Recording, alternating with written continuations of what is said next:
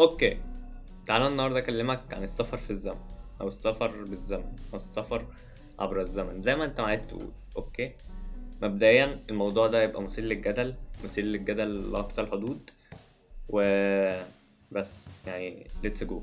السفر في الزمن عمره ما يحصل حتى لو بعد مليون سنة. مش عايز اصدمك والله ولا احبطك لو انت كنت بتدور على طريقة تسافر بيها. كيفية السفر في الزمن بدون روت في 5 دقايق.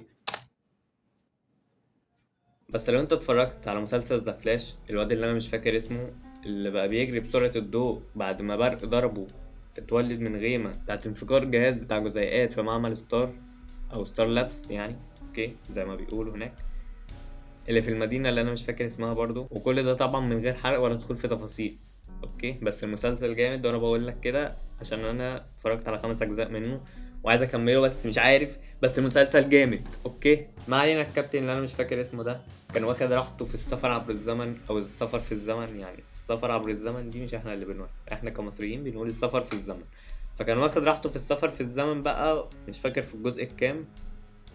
وبجد المرة دي مش هحرق ولا اقول انه خلى امه ما تموتش وبوظ الدنيا ورجع صلحها تاني. لا لا، خلاص خلاص، بجد مش هقول، مش هحرق. فنيجي بقى للواقع ونسأل، هل ده ممكن يحصل؟ الإجابة لا. لا ليه؟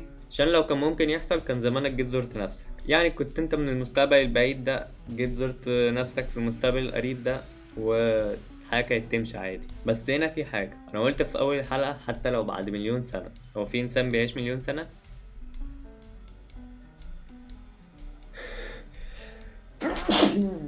يا سحس يا سحس، رايح فين؟ الحلقة، الجمهور. خلاص كمل أنا.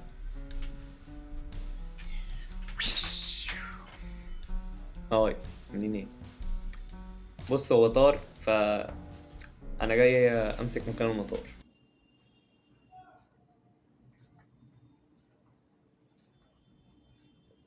هو قال لك في اول الحلقة حتى لو بعد مليون سنة. بس ثانية، هو في اصلا بني ادم بيعيش مليون سنة؟ مستحيل، حتى الفراعنة ما عملوهاش. مش هنخش في مواضيع تانية دلوقتي. بس ثانية، ممكن يكون اخترعوا الجهاز ده بعد ما موتنا مثلا، انا وانت والناس اللي بتتفرج مثلا. اتمنى اني مكنش غيرت معتقدات حد، عشان الواحد مش ماشي غير برضا ربنا ورضا الوالدين ورضا البحراوي. جايلك ما تقلقش، مش هتأخر. اطير نفس الطيرة. ما علينا، يعني سوري انا اسف. فنرجع لموضوعنا دلوقتي. احنا هنفترض ان في سفر بالزمن، فعايزين جهاز بقى نخترعه.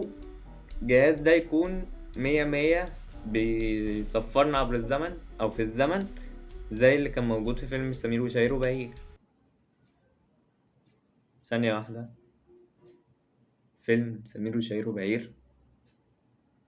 هما مش دول رجعوا بالزمن ولقوا ابوهم اللي ما كانش لسه اتجوز اصلا وكان ميت في الحاضر، ولقوه لسه ما اتجوزش امهاتهم، وكل ده حصل عادي مع انه كان ميت؟ طيب ماشي، ما هو الحل اهو. لو متنا هنلاقي ناس، ممكن احفادنا اللي يكون اخترع في وقتهم الجهاز ده جولنا عادي وقالوا لنا اهلا يا جدو عامل ايه. يا عم انا مثلا، انا اهو كان حد كده من المستقبل، من احفادي ولا احفادي، قال لي انا عايز اتعلم منك مهارات اليوتيوب وعلمني المونتاج ده، انت مش عارف بطل فيه وجامد ومش عارف ايه مثلا. انا اسف على الالوان اللي عماله تتغير دي، بس الكاميرا تعبانه يعني. ما علينا. فيعني مش بعيدة بالنسبة للكلام اللي احنا بنقول عليه، انما طبعا هي بعيدة عن الواقع. ماشي، اوكي. يا رب، يا رب. طب بلاش انا وبلاش انت، تعال نشوف حد تاني من ال8 مليار. يا اخي ده احنا 8 مليار على الكوكب، غير الاطفال اللي جايين في السكة. احنا كده بنقول ان الناس كلها تموت، حتى اللي لسه ما اتولدش هيموت قبل ما يخترع الجهاز ده. طيب كده الموضوع بهوأ مني اوي. بهوأ يعني، حتى لو لميته هيبان انه مبهوأ.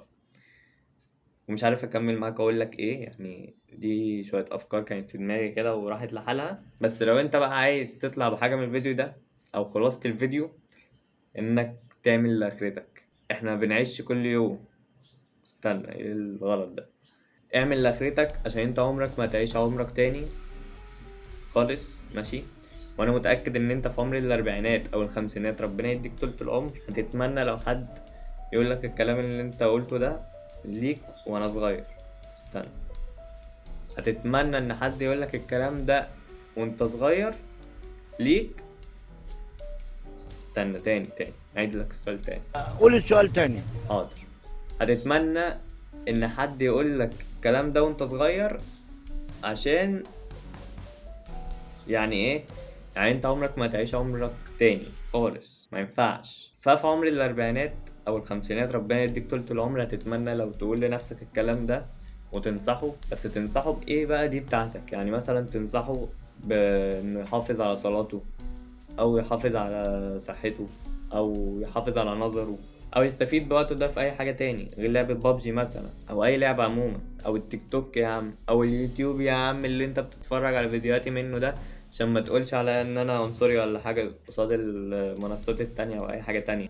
والحكمة في الحتة دي، مش غلط انك تلعب، بس الغلط انك ما تعملش حاجة غير اللعب. اوكي، شخبط على الكلام بقى. ولو الفيديو ده استفدت منه بجد بجد، يعني ده فيديو مش هزار. فانت لو استفدت منه ولو وصلت لهنا فانت انا مبسوط منك موز. بلاش موز يا عم، انا مبسوط منك قوي.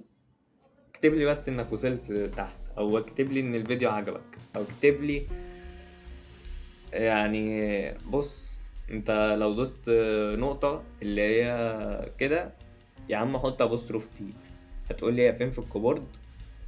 مش عارف. حط يا عم زيرو، اكتب اي حاجة اعرف انك وصلت لهنا وانك بجد كنت مهتم بالحلقة دي. عشان الحلقة دي يعني فيها كلام كبير شوية بنظرية تافهة. يعني بص، هو ميكس، اقوى ميكس مش من وي من سحس. فانت ايه، خليك مية مية كده. اوكي، بس كده الفيديو خلص. كان فيديو صغير وخفيف ولطيف كده بنناقش فيه فكرة صغيرة ومش صغيرة أوي يعني. بس متنساش بقى تشترك وتتفرج على الفيديوهات اللي فاتت. في شغل جامد مفروض، بس انا مش عارف اصوره امتى اصلا يعني. وبس. see you later.